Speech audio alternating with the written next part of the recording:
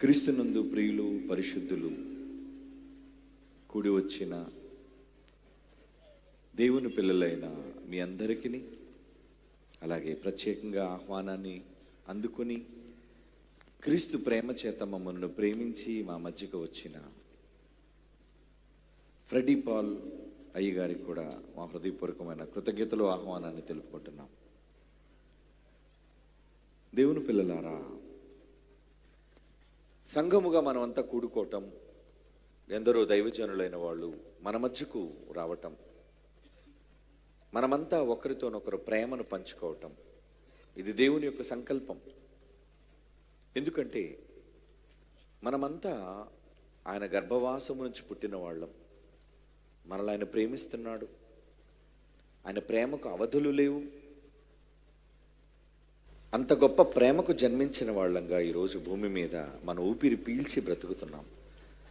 ఎందరో పాపులను, నేరస్తులను క్షమిస్తూ సహిస్తూ ఆ మహాతండ్రి ఉన్నాడు గనుకనే ఈరోజు ఎందరో ఆ దయ, ఆ క్షమలు బ్రతికిపోతున్నారు. లేదంటే సమాజంలో ఈరోజు జరుగుతున్న నేరాలు, ఘోరాలు, విపత్కర పరిస్థితులు, వీటన్నిటిని ఆలోచిస్తే ఎంతో ఉక్రోషం, ఆక్రోషం సగటు మనిషిగా మనకే కలుగుతున్నప్పుడు కన్న తండ్రి అయిన దేవునికి ఎంత ఆవేశం ఉండాలి, ఆయనకి ఎంత కోపం రావాలి. అయినప్పటికీ తన మనస్సులో తన కోపాన్ని అణుచుకొని తన పిల్లల క్షేమాభివృద్ధిని కోరుకున్న తండ్రిగా మనం ఆయన చూడగలుగుతున్నాం. తన కుమారుడైన క్రీస్తు వారిని పంపి మనందరికీ రక్షణ అనుగ్రహించిన మహనీయుడు, సంఘముగా మనందరినీ ఆయన పవిత్ర రక్తము ద్వారా ఒక్కటి చేసి ఎటువంటి భేదాలు లేకుండా పురుషుడని, స్త్రీ అని, యూదుడని, గ్రీసు దేశస్థుడని, దాసుడని, స్వతంత్రుడని వాటన్నిటిని చెరిపివేసి క్రీస్తులోనికి బాప్తిసం పొందినవారు ఒక్క నూతన పురుషుడు అని మనందరినీ ఒకటి చేశాడు ఆయన. ఆ క్రీస్తు ప్రేమ బలవంతం చేయటం వలననే ఒకరినొకరు సహిస్తూ క్షమిస్తూ మనం ముందుకు వెళ్ళగలుగుతున్నాం. ప్రియులారా, ఆయన ఏర్పాటు చేసిన ఈ సంఘములో ఈరోజున్న పరిస్థితులను మనం చూడగలిగితే ఒకసారి చూద్దాం. అపోస్తలుడైన పౌలు గారు తిమోతికి రాసిన మొదటి పత్రిక 6వ అధ్యాయం 3 నుంచి 5 వచనాలు చూడగలిగితే, ప్రియులారా, అపోస్తలుడైన పౌలు తన ప్రియ కుమారుడైన తిమోతి గారికి రాసిన మొదటి పత్రిక 6వ అధ్యాయం 3వ వచనం నుంచి నేను చదువుతున్నాను, చూడండి. ఎవడైనను మన ప్రభు అయిన యేసుక్రీస్తు యొక్క హితవాక్యములను దైవభక్తిగా అనుగుణ్యమైన బోధను అనుసరింపక భిన్నమైన బోధను ఉపదేశించిన ఎడల వాడేమీ ఎరుగక తర్కములను గూర్చి, వాగ్వాదములను గూర్చి వ్యర్థముగా ప్రయాసపడుచు గర్వాంధుడగును.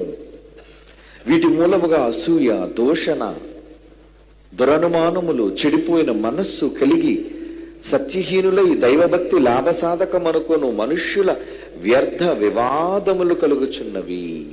వ్యర్థ వివాదాలు. మనుషులు ఈరోజు వ్యర్థమైన వివాదాలలోనికి వెళ్ళిపోతున్నారు. కానీ సంఘాన్ని హెచ్చరిస్తున్నాడు, మీరు ఇటువంటి వాటికి తావివ్వకండి. హితవాక్యములకు దైవభక్తికి అనుగుణ్యమైన బోధను మనం వెంబడించాలి అని పౌలు గారు మనకు నేర్పిస్తున్నారు.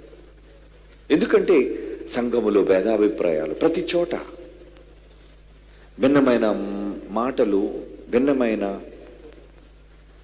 భయంకరమైన వ్యక్తిత్వాలతో సంఘాలను చీల్చి, అందుకే దేవుడు అంటున్నాడు, ప్రియులారా, దైవభక్తికి అనుగుణ్యమైన బోధను అంగీకరింపక భిన్నమైన బోధను ఉపదేశించిన ఎడల, వీటిని హెచ్చరిక చేస్తున్నాడు.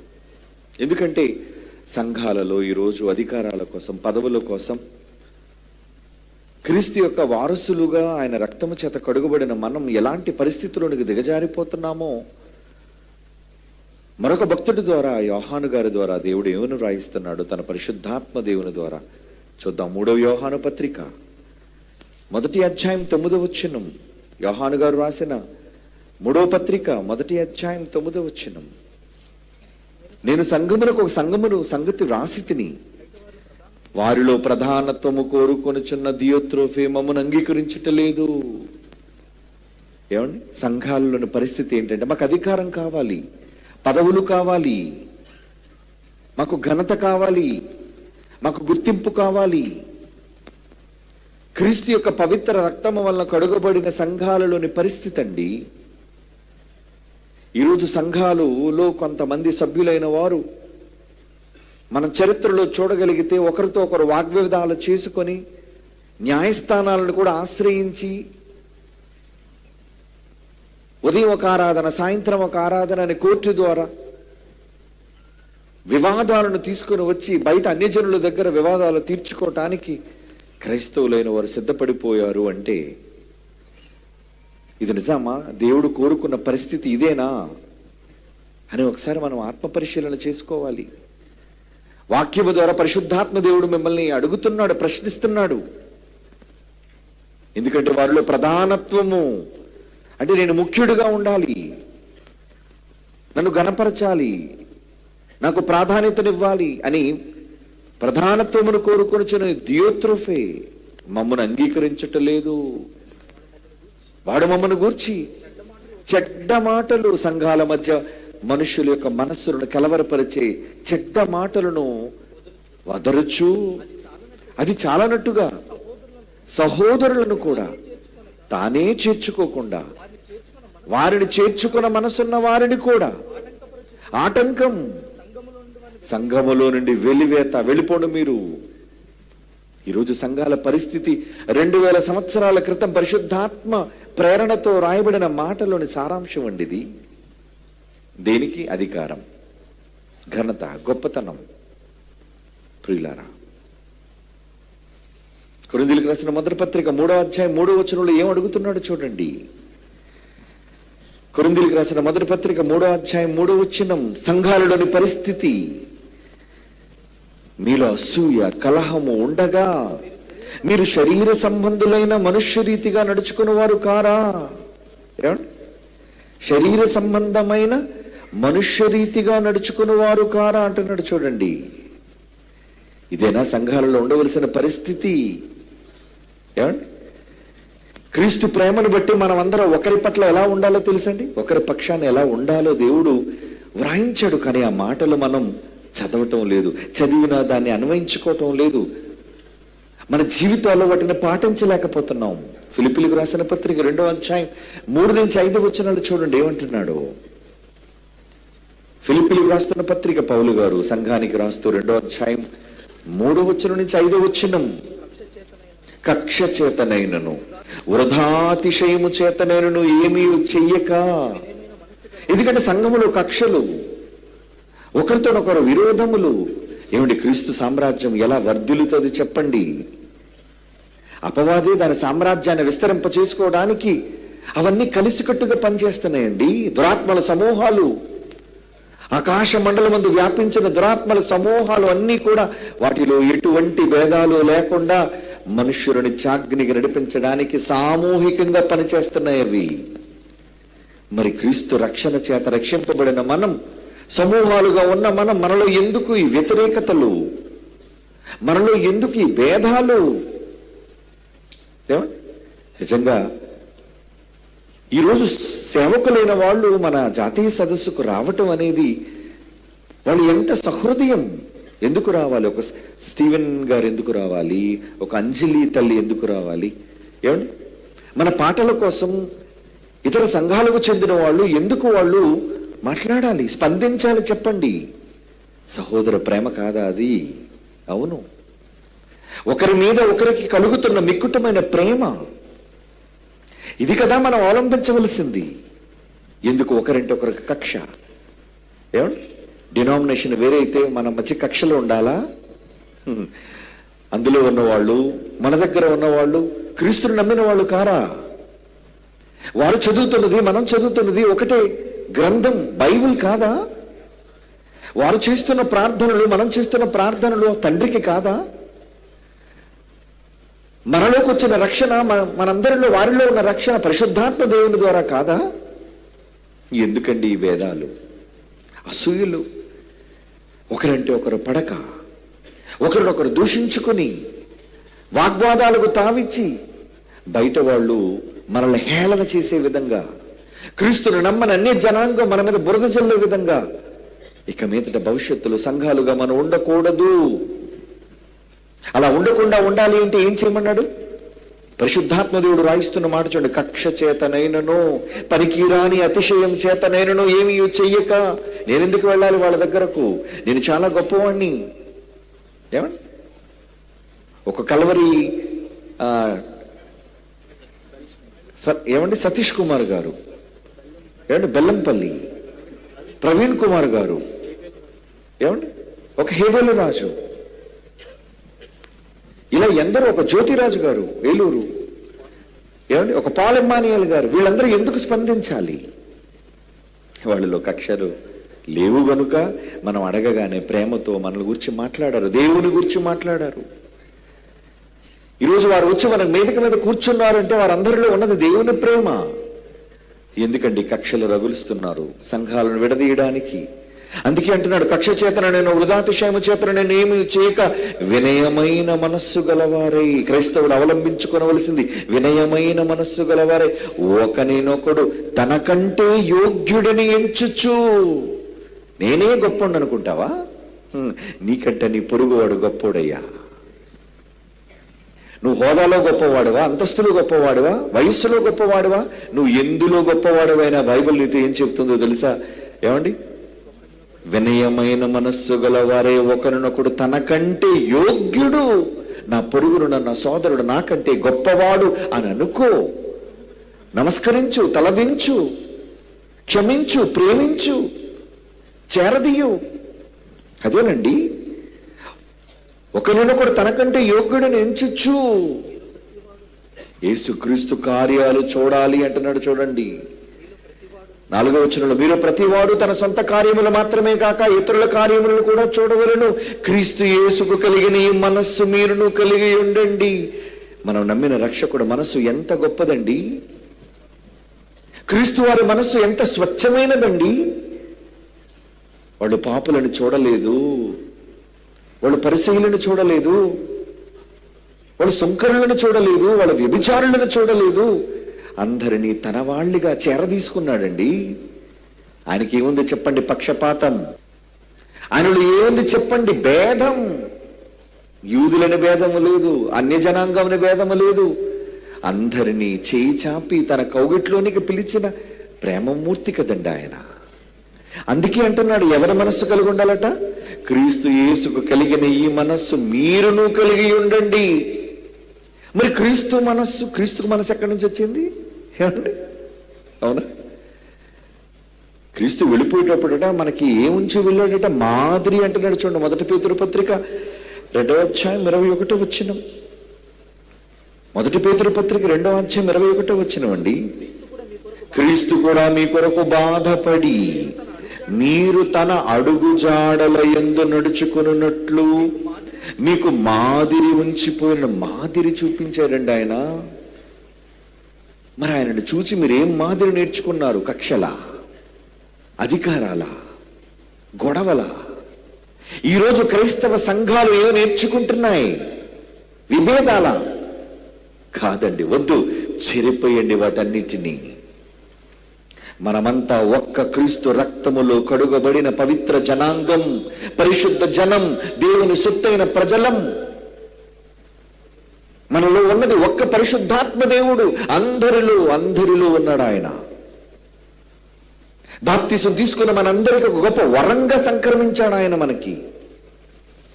అందుకే క్రీస్తు మాదిరి ఉంచి వెళ్ళిపోయేటండి ఆయన మనకి. మాదిరి ఉంచి, ఏమండి, మరి యేసుక్రీస్తు వారు మాదిరి ఉంచాడే,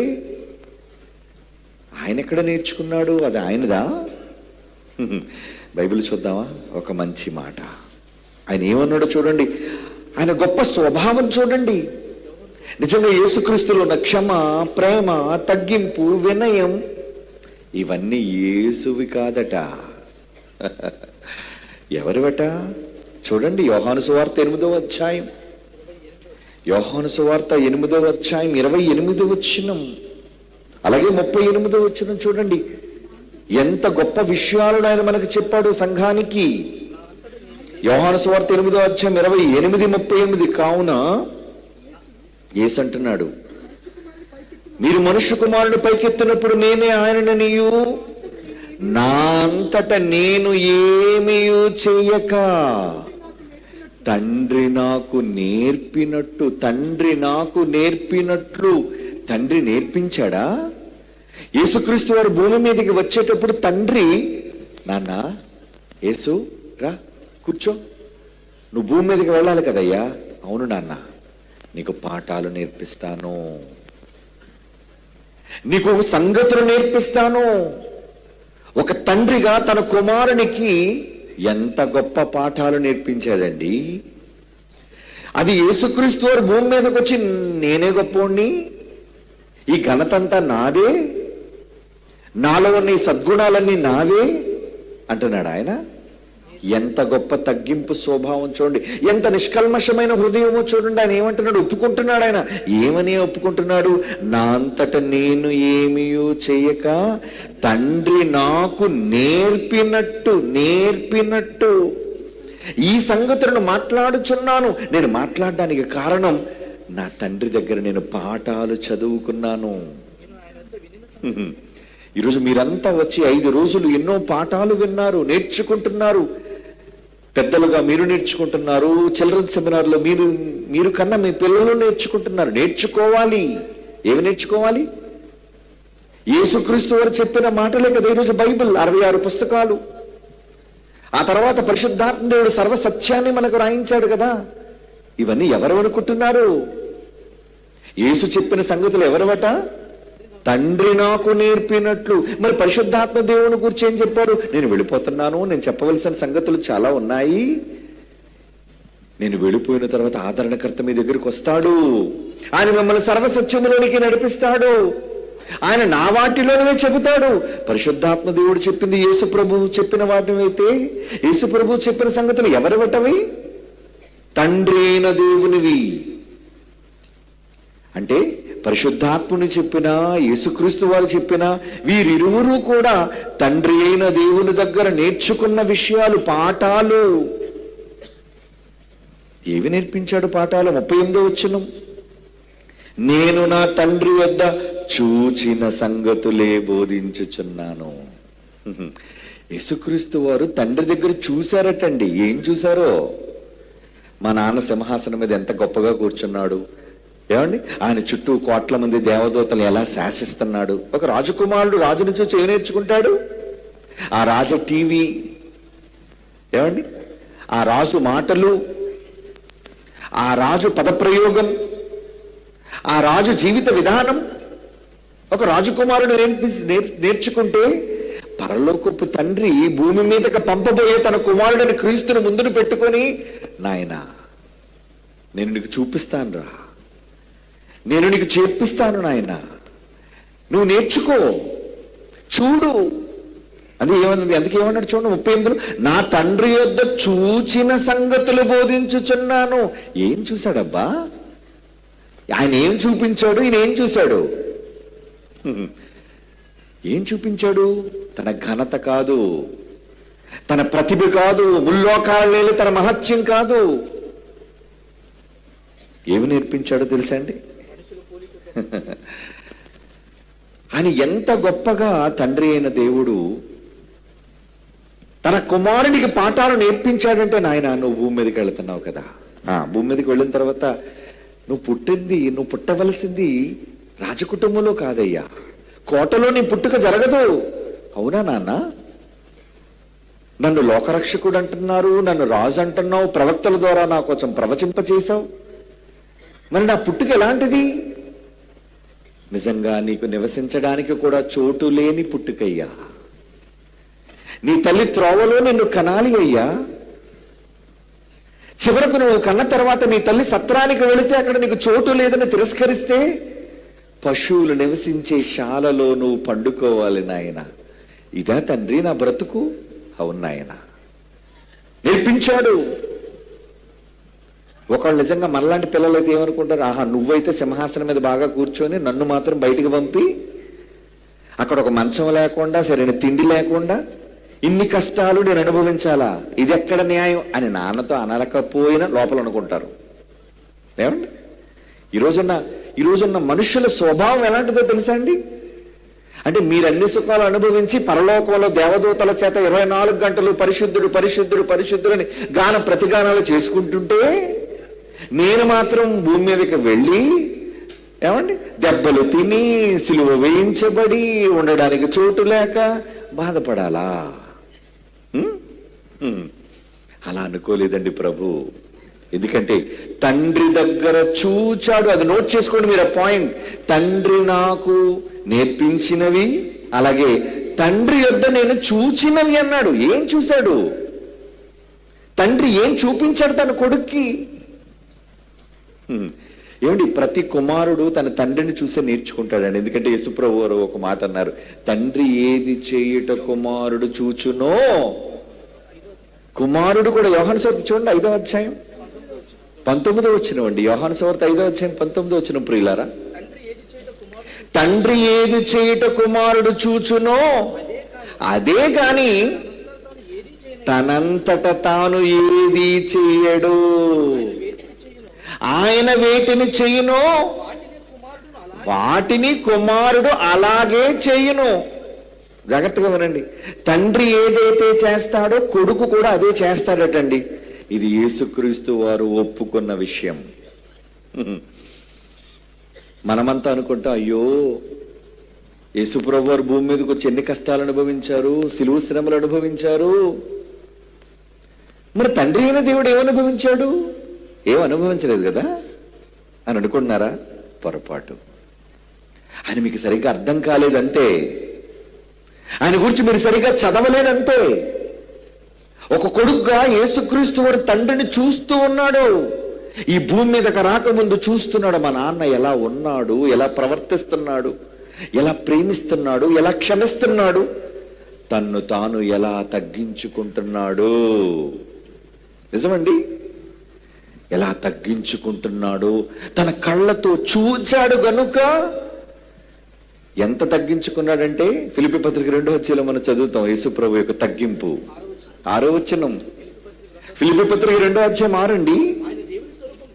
దేవుని స్వరూపం యేసుక్రీస్తు వారు కలిగిన వారుగా ఉన్నా, దేవునితో సమానముగా ఉన్నా అది విడిచిపెట్టకూడదు అని అనుకోలేదు గాని ఒక సాధారణమైన మానవ రూపాన్ని ధరించి, దాసుని రూపము ధరించి దాసుడిగా పుట్టాడు.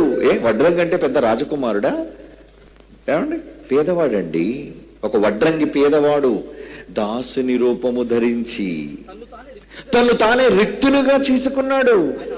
ఆయన ఆకారముందు మనిషిగా కనబడి మరణము పొందునంతగా, అనగా సిలువ మరణము పొందునంతగా విధేయత విధేయత విధేయత చూపినవాడై తన్ను తాను తగ్గించుకొనెను. తగ్గింపు తగ్గింపు తగ్గింపు.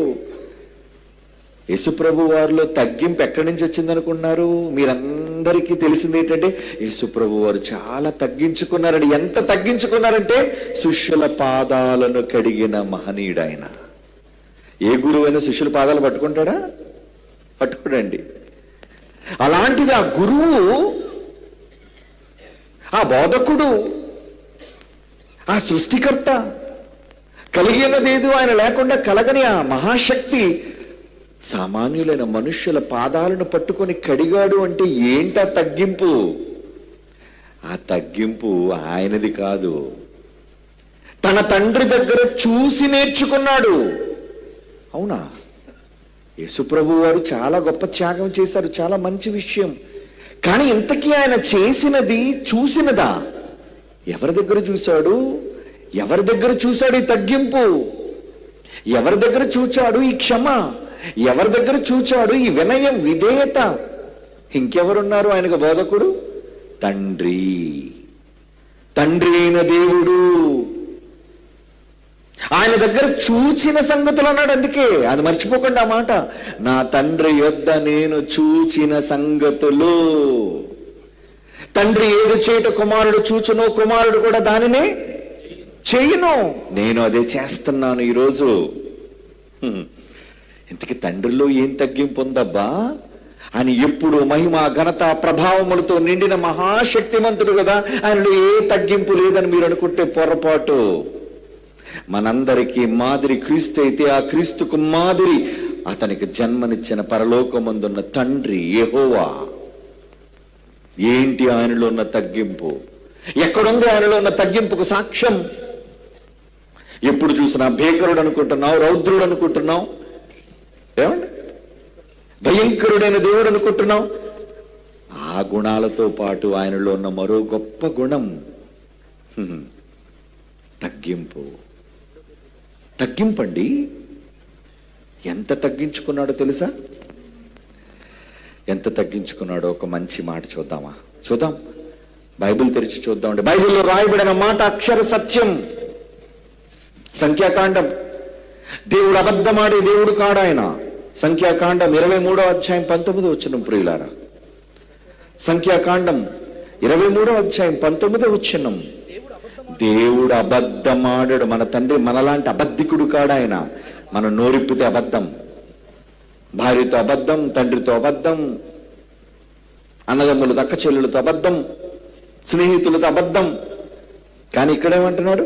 దేవుడు అబద్ధమాడుటకు ఆయన మానవుడు కాడు, పశ్చాత్తాపపడుటకు ఆయన నరపుత్రుడు కాడు. అంటే తండ్రి ఏమండి ఆయన మాట ఇచ్చి స్థాపింపకుండునా, ఆయన చెప్పి చేయకుండునా. దేవుడు చెప్పాడంటే చేస్తాడు. నోట్ చేసుకోండి దీన్ని కూడా.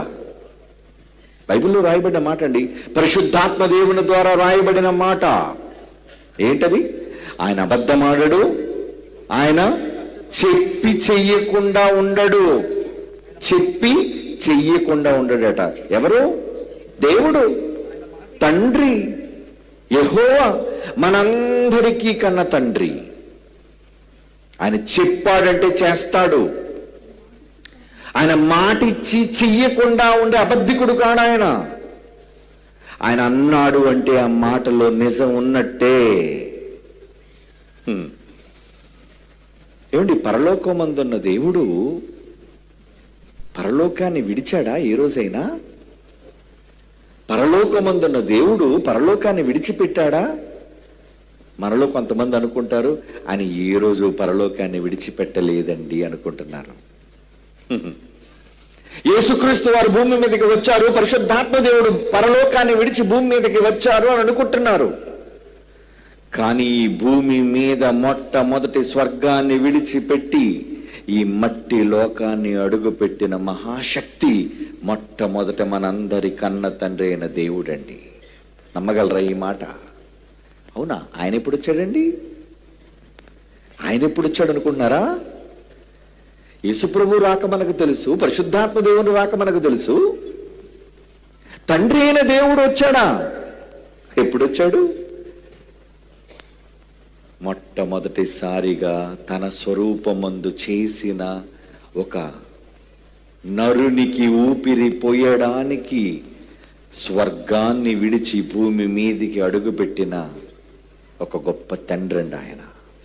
ఆయనున్న లోకం ఏంటి? ఆకాశ మహాకాశములు పట్టబట్టైన రూపం. ఆయన కోసం ఏమని రాయబడింది? ఆకాశ మహాకాశాలే పట్టజాలని అంత పెద్ద రూపం ఆయనది. అంత రూపములో ఉన్న ఆయన మ్యాక్రో వరల్డ్లో ఉన్న ఆయన మైక్రో వరల్డ్లోకి వచ్చాడు. మైక్రో అంటే సూక్ష్మం. ఆయన దృష్టికి ఈ భూమి ఏమండి ఒక ఇసుక రేణువు లాంటిది. ఈ విశ్వాన్ని ఆలోచిస్తే ఎంత పెద్దదో. కాంతి సంవత్సరాలతో కొలుస్తున్నారండి ఈరోజు శాస్త్రవేత్తలను అడిగితే. వాళ్ళు హబుల్ స్పేస్ టెలిస్కోప్ లో చూసి వాళ్ళు అంటున్నారు, అబ్బో చాలా విశ్వం ఉందండి. మనకు కనిపించే నీలి గగనం మాత్రమే కాదు, దాని వెనక మనం పరిశీలన చేస్తే ఏముందో తెలుసా? ఏముంది? కాంతి సంవత్సరాల దూరం. అంటే లెక్కలు పనిచేయటం మానేసి కాంతి ప్రయాణించే వేగాన్ని పరిగణలోనికి తీసుకొని, ఆ కాంతి ఒక సంవత్సరానికి ప్రయాణించే వేగాన్ని తీసుకొని, 1 సంవత్సరం 2 సంవత్సరాలు కాదండి, ఆ సంవత్సరాలు కూడా కోటాను కోట్ల కాంతి సంవత్సరాలు. కోటాను కోట్ల కాంతి ప్రయాణించే వేగంతో వెళ్లే సంవత్సరాల దూరం ఉందండి ఈ విశ్వం. ఎంత పెద్దది అనుకుంటున్నారు ఈ విశ్వం? ఇంత విశ్వంలో భూమి ఒక చిన్న నలక. ఇసుక రేణువు లాంటిది. ఆ ఇసుక రేణువులో భూమి, 3 వంతుల నీరు, ఒక నేల, 1 వంతు నేల, ఆరిన నేల అయితే దాని మీద 6 అడుగుల నీ ఆకారం ఎంతటిది, ఏ పాటిది? మరి ఈ చిన్ని దానిలోనికి తన మహాశక్తి స్వరూపాన్ని పంపాలి అంటే ఎవరు రావాలి? యేసుప్రభుని అంటాడా, నాయన నువ్వు వెళ్ళి ఉదేసి వచ్చే అంటాడా? అప్పుడు యేసుప్రభు తండ్రి అవుతాడు మనకి. అవునా? మనకి జన్మనిచ్చింది ఎవరు? అందరికీ తండ్రి అయిన దేవుడు ఒక్కడే. ఆయన అందరిలోనూ వ్యాపించి అందరిలోనూ ఉన్నాడు అని ఎఫెసీ పత్రిక 4వ అధ్యాయం 6వ వచనంలో ఉంది కదా. అందరికీ తండ్రి ఆయన ఒక్కడే, వన్ అండ్ ఓన్లీ. అంత గొప్ప తండ్రి భూమి మీద తన కుమారుడికి జన్మనివ్వటం కోసం, తనలోని భాగాన్ని విడదీయడం కోసం మొట్టమొదటిసారిగా ఈ లోకానికి అడుగు పెట్టాడండి ఆయన. రావాలి, ఎందుకంటే మట్టి బొమ్మ ఎక్కడుంది? ఆదాము ఆకారాన్ని చేశాడే, అదే మట్టి శరీరం. ఈ దేహం ఎక్కడుంది? అది విశ్వంలో లేదది. ఈ విశ్వంలో కంటికి కనిపించని ఇసుక రేణువు లాంటి భూమి అయితే, ఆ భూమి మీద ఎక్కడో ఏదేనని ఒక చిన్ని వనం, ఆ వనంలో 6 అడుగుల ఒక చిన్న రూపం. అక్కడికి ఎవరు రావాలి? మళ్ళీ ఎక్కడికి వచ్చారట? తన నాసికారంధ్రములు. అందులో నీ ముక్కు ఎంత చిన్నది? ఈ విశ్వంలో నీ ముక్కు కన్నం ఎంత? మరి ఆ ముక్కు కన్నము దగ్గరకు వచ్చి దేవుడు ఏమని రాయబడింది బైబిల్లో? ఆదికాండం 2వ అధ్యాయం 7వ వచనంలో, దేవుడని యెహోవా నేల మట్టితో నరుని నిర్మించి అని నాసికారంధ్రములలో జీవవాయువును ఊదగా. ఊదింది ఎవరు? తండ్రి ముక్కు దగ్గరకు వచ్చి ఊదాడు. తన కొడుకును కంటున్నాడు, తన కొడుకును తనలో నుంచి విభాగిస్తున్నాడు. వచ్చేశాడు అంటే బొమ్మ దగ్గరకు వచ్చాడు అంటే, బొమ్మ ఉన్నది భూమి మీద అయితే మొట్టమొదటిసారిగా స్వర్గాన్ని విడిచి ఈ భూలోకాన్ని అడుగు పెట్టినది మన కన్న తండ్రి అయిన దేవుడు. వచ్చాడు ఆయన, వచ్చే ఊదాడు ఆయన. అంటే అంతటి ఆకారంలో ఉన్న వ్యక్తి ఎంత ఆకారం సైజు తగ్గించుకుంటే మన దగ్గరికి రావాలి చెప్పండి? బాగా ఆలోచించండి. ఎంత తన రూపాన్ని తగ్గించుకోవాలి. ఏమండి? ఏనుగును వచ్చి, మీకు అర్థం అవడానికి చెప్తున్నా, ఒక ఏనుగును పిలిచి చీమ ముక్కులు గాలి వదమన్నారు అనుకోండి, అసలు ఉంటుందా? ఏమండి? ఏనుగు తన తొండంతో చీమకున్న చిన్ని ముక్కు కన్నాల్లో గాలి ఊదగలదా? ఊదాలి అంటే ఏనుగు కూడా ఏమవ్వాలి? అంత పెద్ద ఆకారాన్ని విడిచి, అది ఉప్పు ఊదింది అనుకో, నువ్వు శ్రమ వెళ్ళిపోద్ది, శరీరం లేచిపోద్ది. ఆయన ఊపిరి ఎంత బలమైనది కదా దేవునిది. అలాంటప్పుడు తను ఏం చేసుకున్నాడు? ఆయన ఏం చేసుకున్నాడు? ఇంత పెద్ద ఆకారంలో ఉంటే నా కొడుకుని నేను కనలేను, ఆదాముని, కనుక మారిపోతాను, చిన్నిగా మారిపోతాను. ట్రాన్స్ఫర్మేషన్.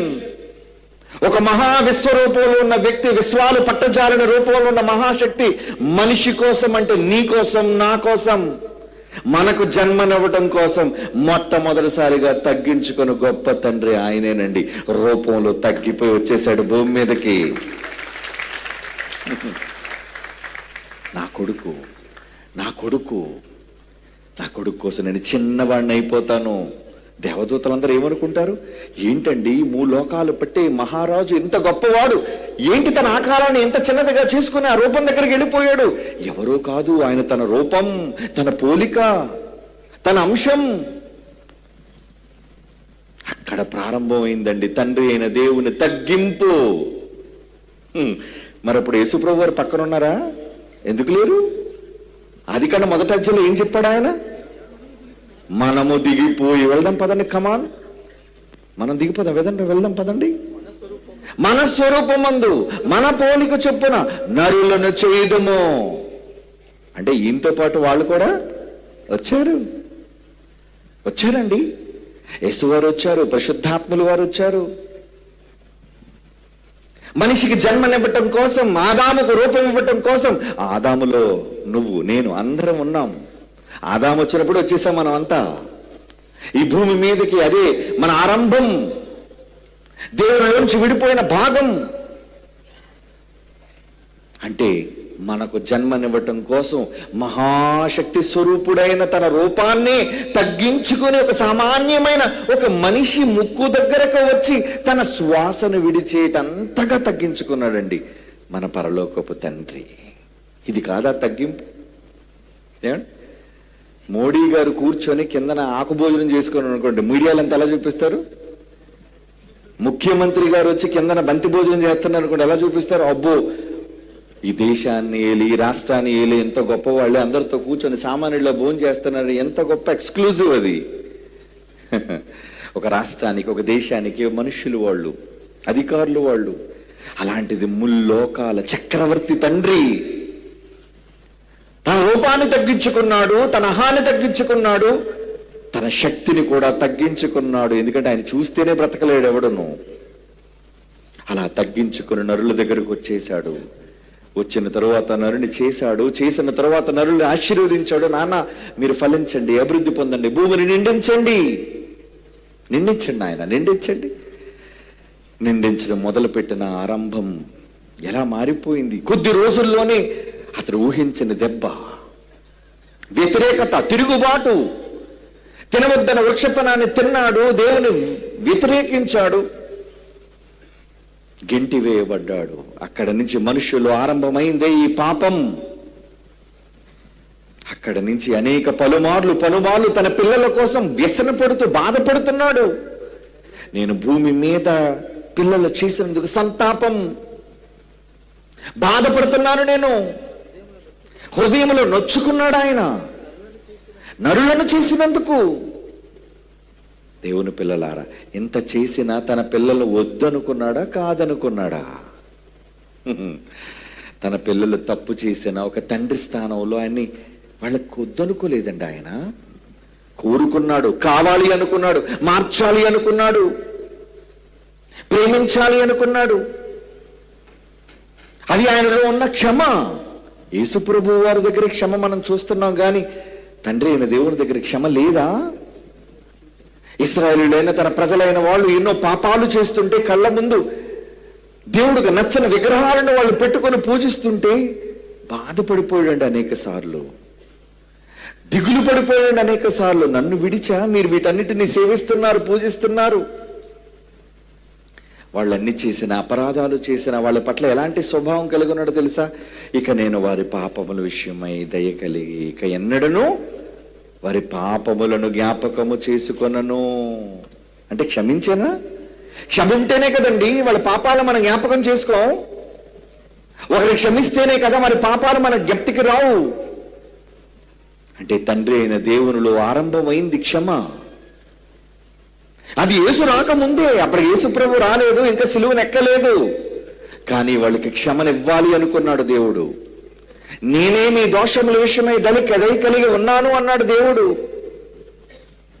ఇది కాదా మనల్ని క్షమించటంలో? లేదా ఆయనకి తగ్గింపు, లేదా ఆయనకి క్షమ? ఆలోచించండి.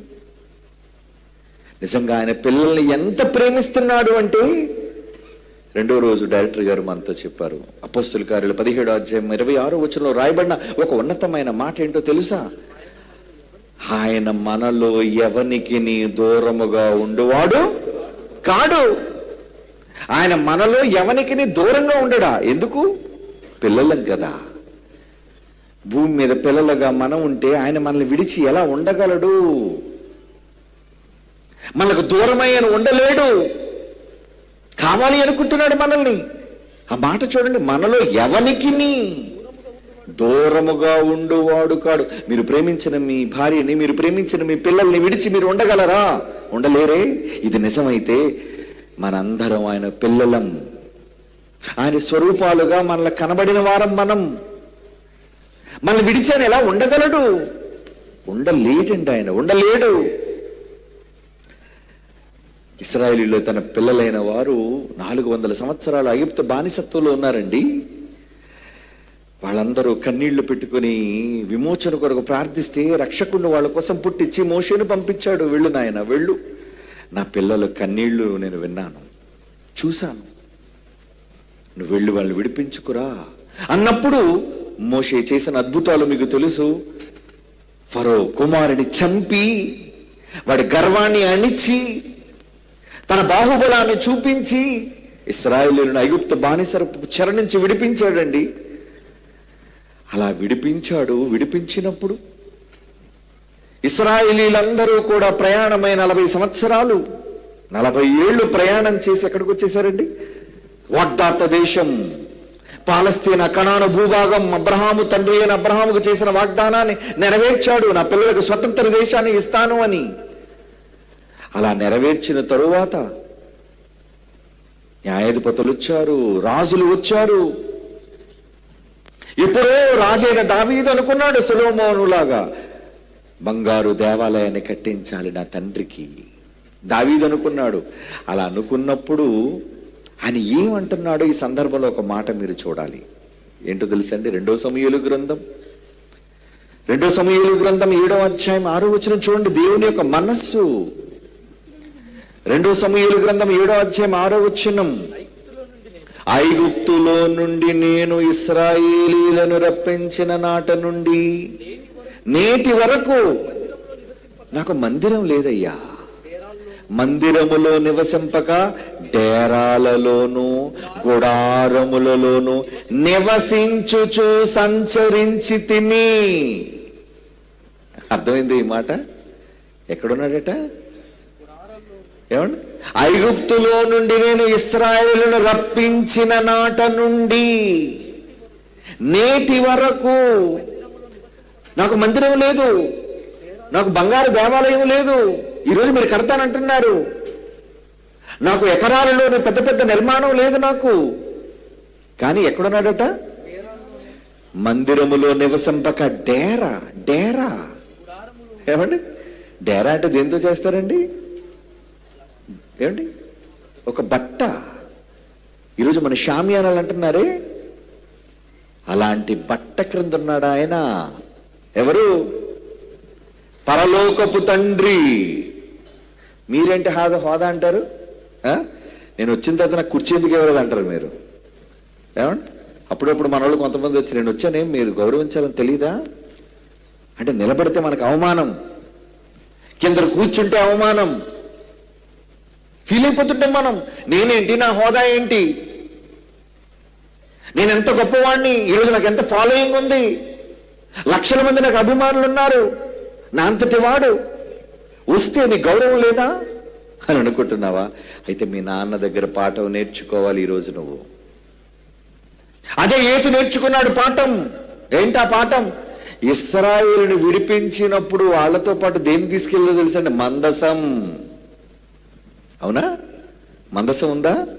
అది ఇశ్రాయేలు అందరూ పాళెమంతా గుడారాలు వేసుకుంటే ఆ మధ్యలో డేరా ఉండేదటండి, గుడారం. ఎవరి గుడారం అది? లోకాలను కలుగజేసిన సాక్షాత్తు సర్వశక్తిమంతుడైన ప్రజ్వలుడైన దేవుని యొక్క గుడారమా? అవునండి. దేవుడు గుడారంలో వీళ్లతో పాటు దేవుడు వచ్చాడు. ఇశ్రాయేలు దారి చేరిపోయిన తర్వాత ఒడ్డు చేరిపోయారండి, వచ్చేసారు. పాలస్తీనా వచ్చేసిన తర్వాత అప్పుడు దేవుడు అంటున్నాడు, మీరు సరంభి వేసిన ఇళ్లలో చాలా గొప్ప గొప్ప ఖరీదైన భవనాల్లో ఉంటున్నారే, కానీ మీరు ఉండి ఏం చేశారో తెలుసా? నన్ను మర్చిపోయారు అంటాడు. చూడండి, దేవుణ్ణి మనుష్యులు ఇచ్చిన విలువ ఏంటంటే మర్చిపోయారు.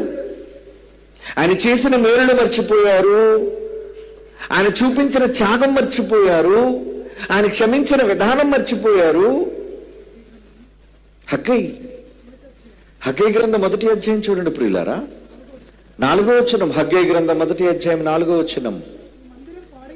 ఈ మందిరము పాడై ఉండగా మీరు సరంభి వేసిన ఇళ్లలో నివసించుటకు సమయమా? అంటే దేవుని పట్టించుకోవడం మానేశారు. నువ్వు ఎలా ఉంటే మాకేంటి, మా ఇల్లు బాగోవాలి, ఏమండి, మా హోదా బాగోవాలి, మా కాంపౌండ్ బాగోవాలి. దేవుడిది ఎలాగున్నా పర్లేదు.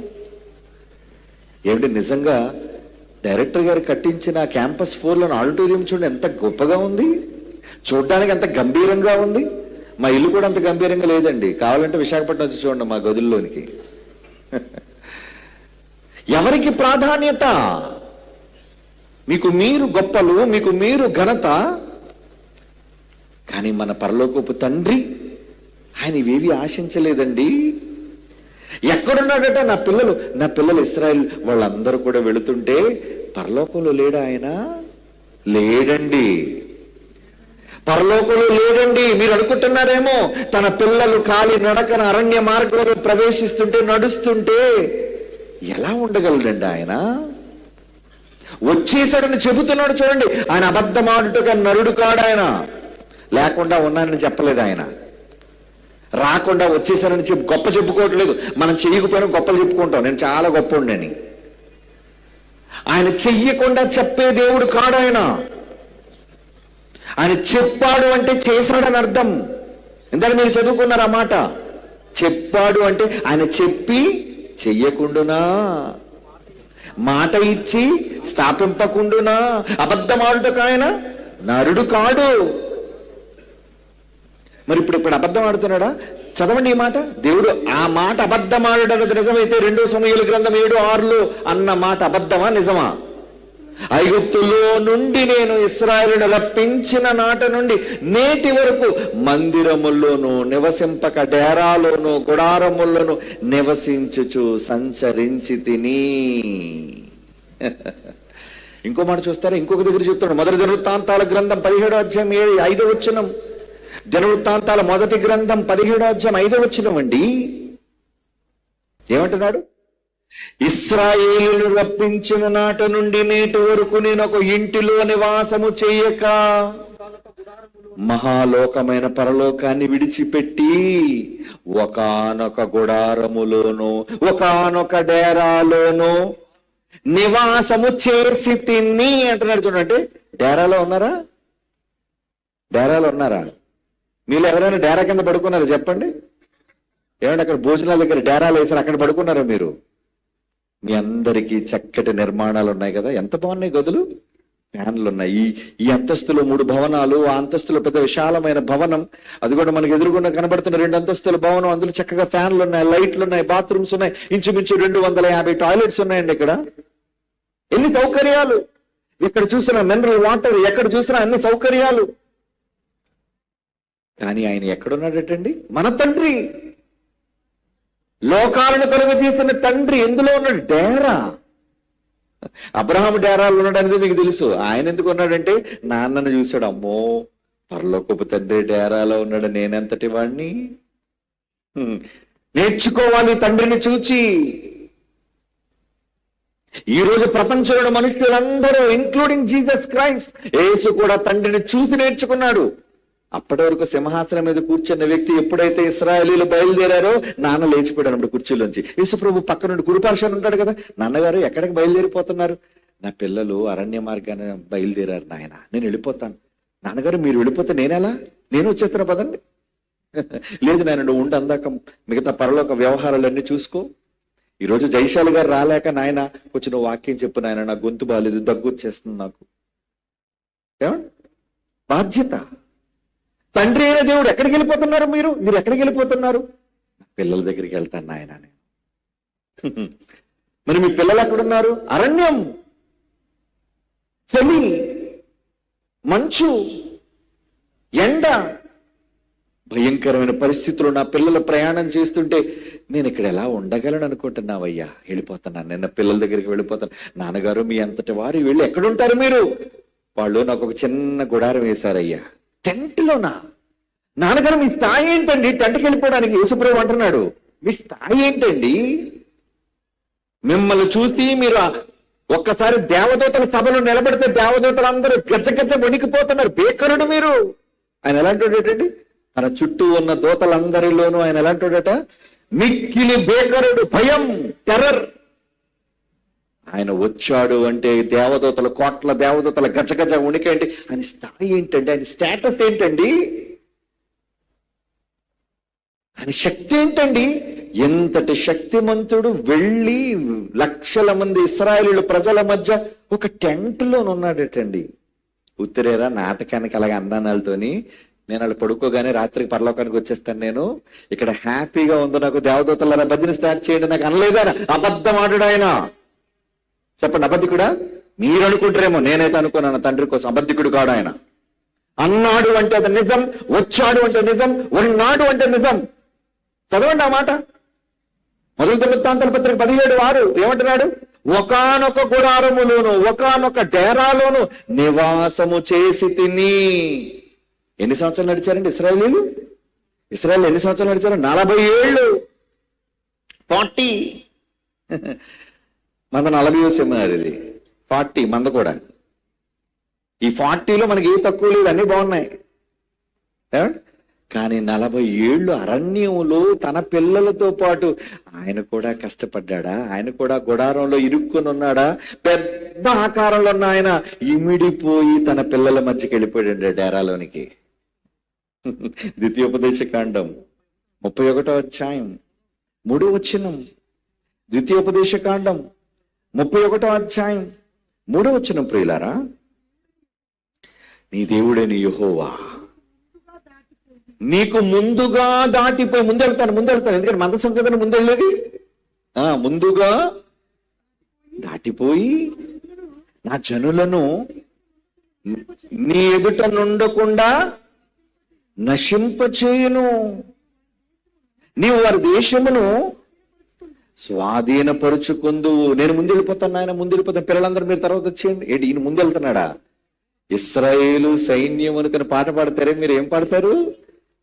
ఇశ్రాయేలు సైన్యమునకు ముందు నడచిన దైవమా. నడిచాడా లేదా?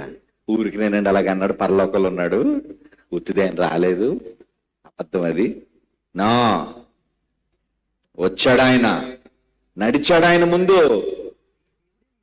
నీ దేవుడని యెహోవా నీకు ముందుగా వెళ్తాను, నేను శత్రువులందరినీ పాదాల కింద పెడతానే, నేను చూసుకుంటానులే.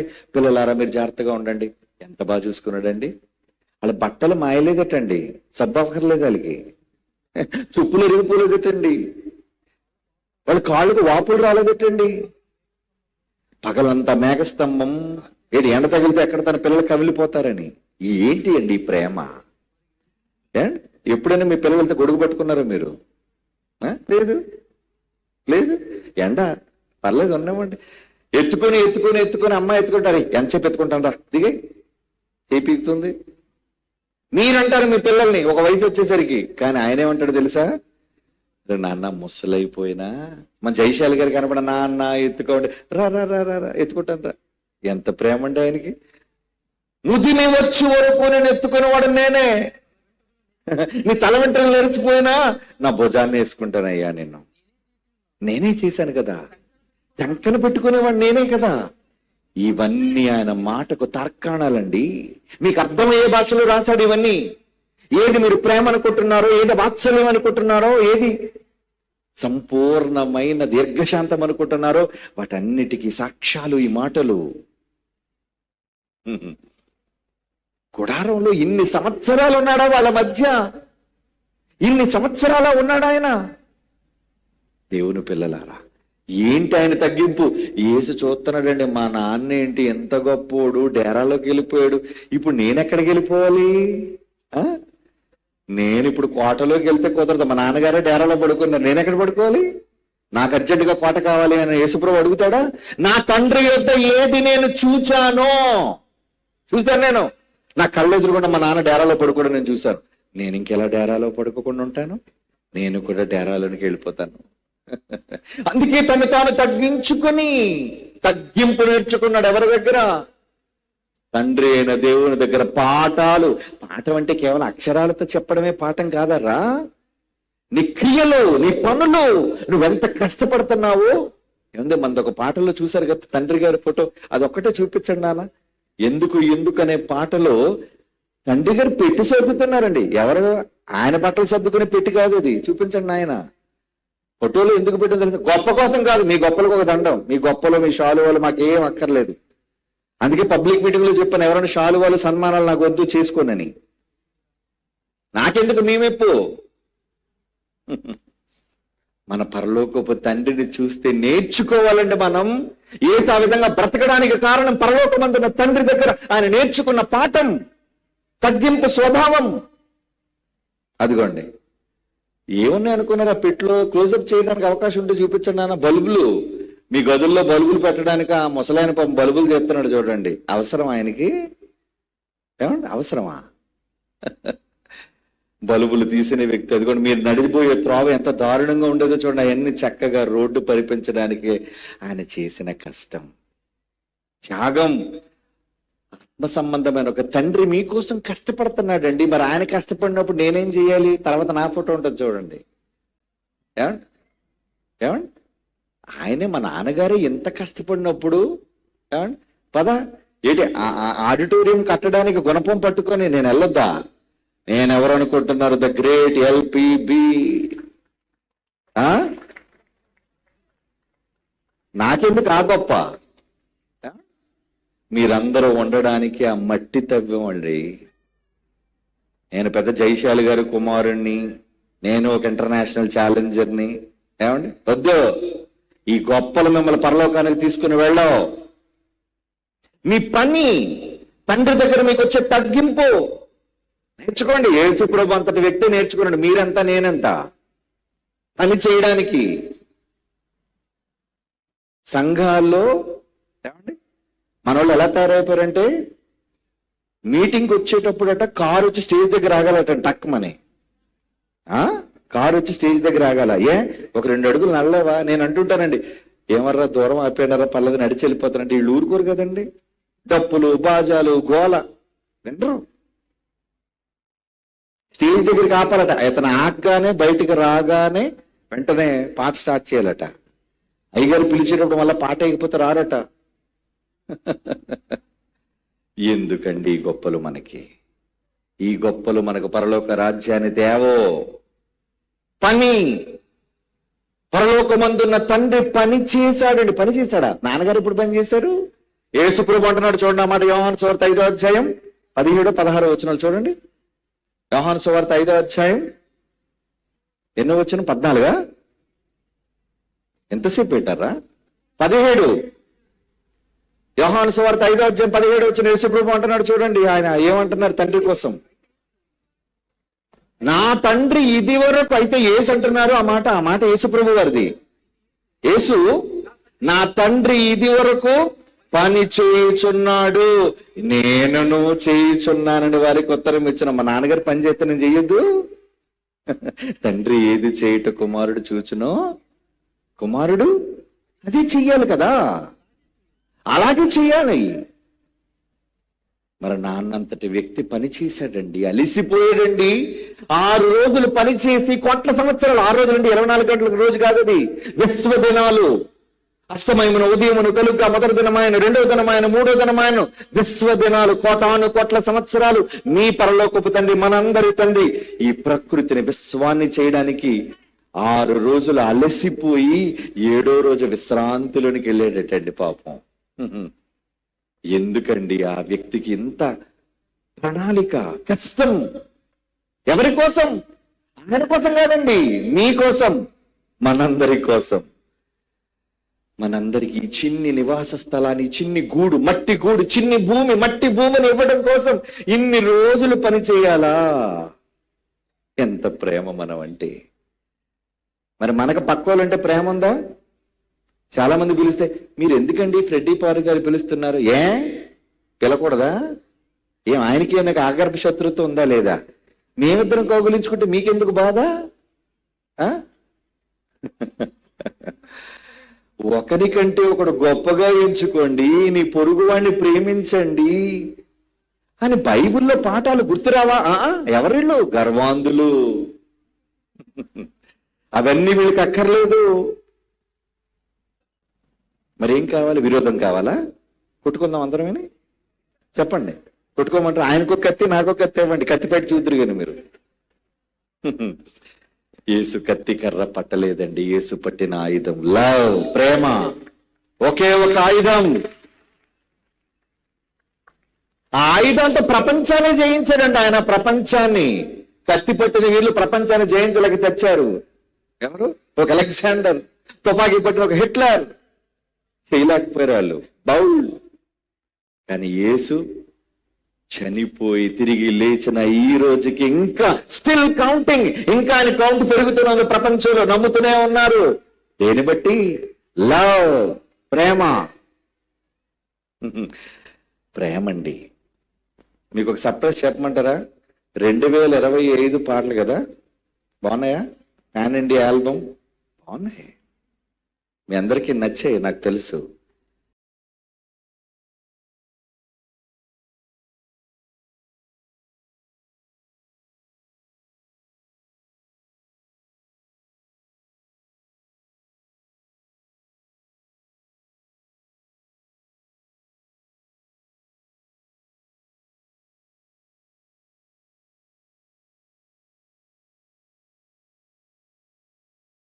ఎందుకు నేను ఎంత ఆనందంగా ఉన్నా తెలుసా? మా డాడీ లవ్. ఎవరిది? ఎవరి డాడీ? మనందరి డాడీ. ఆయన రూపం ఏంటట?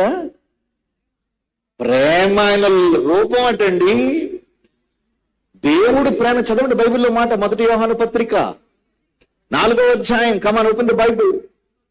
1 యోహాను పత్రిక 4వ అధ్యాయం 8వ వచనం. దేవుడు ఎవరట? ప్రేమా స్వరూపి దేవుడు. దేవుడు ప్రేమా స్వరూప? నిజంగా దేవుడు ప్రేమా స్వరూప? అవునండి. ప్రేమ రూపమే ఆయనట. అది రూపమే ప్రేమటండి. అందుకే చూడండి, లవ్ సింబల్, నీకు అర్థమైన రూపం లవ్ అనగానే అదే ప్రేమ. అందుకే చెప్పని వాడితో, రే దేవుడు అన్న దానిని లవ్ సింబల్ తిప్పి దేవుడు అని చూపించరా అన్నాను వాడికి.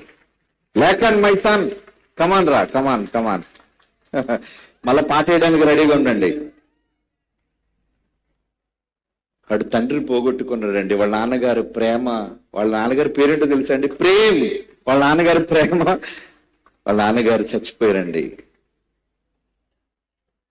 వాళ్ళ నాన్నగారు, అదిగోండి మన ప్రిన్సిపల్, మన కళాశాల ప్రిన్సిపల్ రామచంద్రపురం ప్రేమ్ కొడుకు, ఒకే ఒక కొడుకు. దేవుని పిల్లలారా, ఈ పాటలన్నీ రాత్రి పగలు చేశాడండి నాడుతో. వీడియోస్ అన్ని మెయిన్ వీడేనండి. నెంబర్ 1 వీడే, నెంబర్ 1 వీడే. డాడీ అని నోరారా నన్ను పిలుస్తాడండి డాడీ అని. నేను ఒకటే చెప్పను, రే మీ నాన్న చచ్చిపోయాను బాధపడకురా. నా పుట్టినరోజు నాడు చచ్చిపోయాడండి డాడీ. సెప్టెంబర్ 5th చచ్చిపోయాడు. నేను చెప్పాను, రే మన అందరి డాడీ ఉన్నాడు రా పైన, నీకే లోటు రానివ్వడురా. నిజంగా మనం ఏం లోటు రానిచ్చామండి? మంచి ఇల్లు కట్టించామండి వాళ్ళకి, బ్రహ్మాండమైన ఇల్లు, కళాశాల క్షణాల మీద కట్టించేసాం మనం అంతా. అది మన లవ్, ప్రేమ. ప్రేమతో చచ్చిపోయినందుకు ఏమండి? ప్రేమ చచ్చిపోయినందుకు ఇల్లు కట్టించేసాం. చందు చచ్చిపోయినందుకు ఇల్లు కట్టించేసాం. శాంతమూర్తి చచ్చిపోయినందుకు ఇల్లు కట్టించేస్తున్నాం. అయిపోద్ది మరొక నెలలో. ఎందుకు కట్టించాలి? మనం ఎవరికి పుట్టామో తెలుసా? ప్రేమకు పుట్టిన ప్రతిరూపాలం మనమంతా. ప్రేమకు పుట్టాం మనమంతా. వద్దా? ప్రేమ లేదా మనలో? ఉండదా?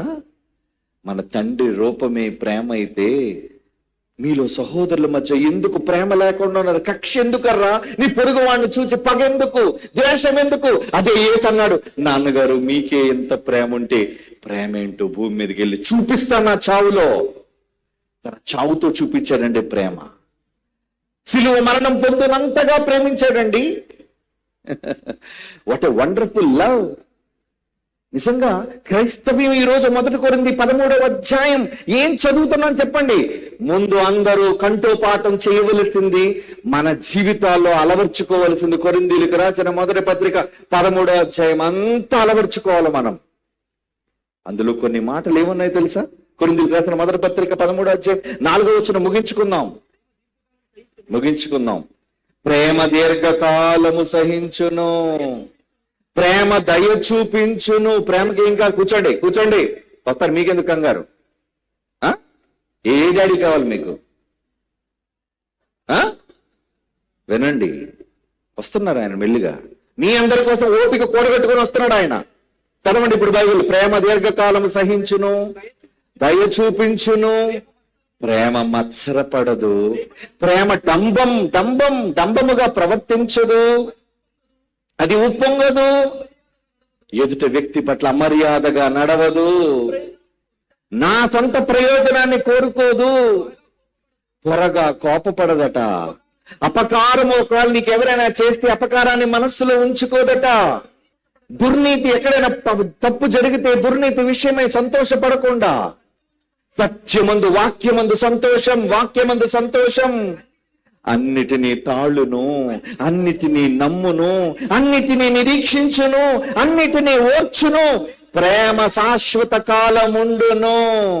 ఎప్పుడు ఏది ఉంటుందట? ఎవలాస్టింగ్ లవ్. ఎవరి లవ్? లైలా మజ్ను లవ్ కాదు, సలీం అనార్కని లవ్ కాదు, ముంతాజ్ ఏమండి షాజహాన్ల ప్రేమ కాదు, ఏమండి దేవదాసు పారు ప్రేమలు కాదు, శాశ్వతమైనవి కథలు అవన్నీ, కథలు. కానీ ఏంటి ఇక్కడ ఏమన్నాడండి? ప్రేమ శాశ్వత కాలముండును, ప్రేమ శాశ్వత కాలముండును. మరి మీలో ఎందుకు లేదా ప్రేమ? మీలో ప్రేమ ఉంటే ఎదుటివాడు తప్పు చేసినా క్షమించి ఆదరిస్తారు, చేతులు ఇస్తారు, చేరవేస్తారు. అదే ఈరోజు బైబిల్ విశ్వవిద్యాలయం ప్రారంభించింది. అదే క్రీస్తు నేర్పించిన ప్రేమ యుగం. చెప్పవా వాక్యం ద్వారా?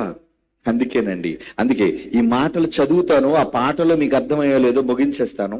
చూడండి, నాలా నిన్ను ప్రేమించేది ఎవరని, నాకంటే ప్రేమించే మనుషులు ఎవరని, అదే ఆ పాటలోని.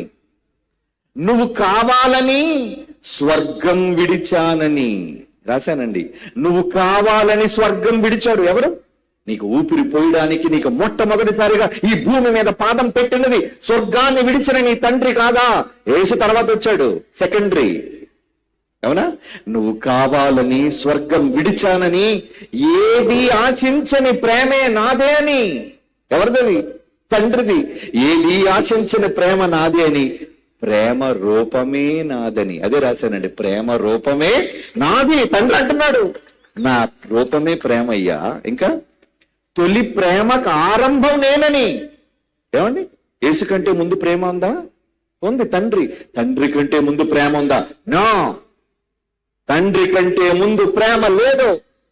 మన తండ్రితోనే ఆరంభమైంది ప్రేమ. అందుకే తొలి ప్రేమకు ఆరంభం నేనే అని మన తండ్రి అంటున్నాడు. అదే రాశాను నేను. ఇక నా ప్రేమ ముందెవరి ప్రేమ లేదని, పాపమే నాలో లేదని, నువ్వు పాపివైన ప్రేమని నేను ప్రేమతోనే గెలుచుకున్నానని అని ముగించాను పల్లవి. కమాన్, లాస్టర్గా ఆ పాట చూద్దాం. Wait till 2026. అదిరిపోయే పాట వస్తుంది మీ మధ్యకి. Come on, lights off and play.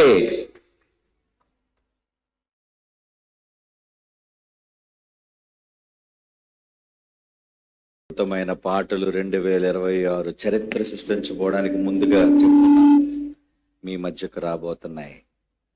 Thank you. తప్పనిసరిగా మాటలు విని చప్పట్లు కొట్టడం కాదు, మాటలు విని మీ బ్రతుకులో తండ్రి యొక్క తగ్గింపు స్వభావాన్ని మీ జీవితంలో అలవర్చుకోండి. అప్పుడు మనం నిజమైన పిల్లలు అవుతాం, రియల్ చిల్డ్రన్. ఆయన పిల్లలు అవ్వాలి అంటే ప్రేమ మనలో ఉండాలి. తండ్రి గారు వచ్చే సంవత్సరం కూడా మన మధ్య ఉండి మనమంతా ఎలా కలుసుకోవాలంటే రోజు మీరు ప్రార్థన చేయాలి. తండ్రి గారు ఆరోగ్యం కోసం, మీకోసం కూడా ప్రార్థన చేసుకోండి. ఇలా ఒకరి కొరకు ఒకరు ప్రార్థన చేసి మనమంతా మరలా తిరిగి 2026లో కలవడానికి ప్రార్థన చేయండి. తండ్రి చాలా ప్రేమ గలవాడు, మన తండ్రి చాలా ప్రేమ గలవాడు. God bless you all. కళ్ళు మూసుకోండి, ప్రార్థన చేసుకుందాం. పరిశుద్ధుడైన తండ్రి దేవా, మీ అమూల్యమైన ప్రేమ చేత మమ్మల్ని కన్నారు, మీ కుమారుని ప్రేమ చేత మమ్మల్ని రక్షించారు నాయన. ఆ ప్రేమ చాలా గొప్పదయ్యా, వెలకట్టలేనిదయ్యా. ఆ ప్రేమ విలువ మాకు అర్థం కాక తృణీకరించి కక్షలతో, ఆవేశాలతో, హోదాల కోసం ఈరోజు సంఘములో ఉన్నవారే ప్రేమను హతమారుస్తున్నారు తండ్రి. వారికి జ్ఞానోదయం కలిగించండి. ఈ పాటలు ఎందరో పాటల కోసం సహకరించారు, వాళ్ళందరినీ దీవించండి తండ్రి. వాళ్ళకి 100 రెట్లు ఇహమందు పరలోకమందును జీతాన్ని వాళ్ళకి ఇవ్వండి. నిర్మాణం కోసం ఎందరో కుటుంబాలు, నీ పిల్లలైన వారు లక్షల రూపాయలు త్యాగం చేశారు తండ్రి. వారందరినీ ప్రేమించండి, క్షమించండి. వారి కుటుంబాల్లో శాంతి సమాధానాలు నింపండి. మమ్మల్ని ఆత్మీయంగా కని పెంచిన ఆత్మీయ తండ్రికి ఆరోగ్యాన్ని, ఆయుష్ను ప్రసాదించండి తండ్రి. ఇక్కడ నిలుచున్న వాళ్ళందరూ తండ్రి మీ చిత్తమైతే వచ్చే సంవత్సరం సజీవులుగా మరలా ఈ ప్రేమను పంచుకునే భాగ్యాన్ని మా అందరికీ అనుగ్రహించండి. యేసుక్రీస్తు వారి పరిశుద్ధమైన నామంలో ఈ ప్రార్థన విజ్ఞాపనలు మీ పాద సన్నిధికి చేర్చుచున్నాము తండ్రి.